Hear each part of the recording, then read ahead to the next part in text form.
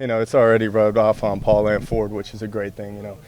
It's challenged them to get in the meeting room more and actually study more and try to improve their game, because once Gino goes, the job's up in the air, and it's going to be a pretty good competition between both of them.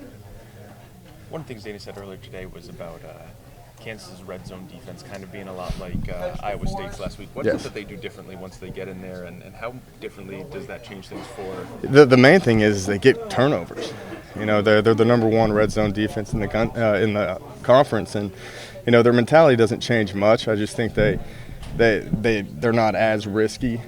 In terms, they just try to play it sound as possible and create turnovers, and you can obviously tell on tape and by the stats too.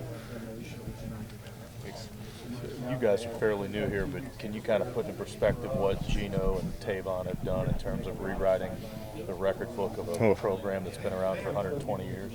Yeah, Tavon, number one's pretty special, isn't he? Those two have had a great career, and I'm very happy for them, and hopefully that they can have a great showing here at Mountaineer Field last game versus Kansas, and once that ends, they can be considered as two of the Mountaineer greats. Senior night, obviously. Has Gino been taking to practice any differently, knowing that he's entering his last game? Can you tell a little bit more excitement in him?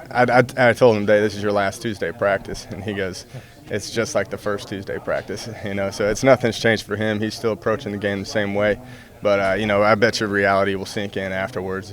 Just the main thing is he's worried about going out there and playing well and hopefully get a win. His season winding down, has he been kind of tutoring Ford a little bit more lately, or Paul? He does the same thing all the time. He tries to help out Paul and Ford as much as he possibly can. You actually see him with the younger receivers too, and telling them, what they need to do if they need to take a route high or if they need to break the route off. He's just out there coaching, and he just loves to play the game, and he's never going to take a play off.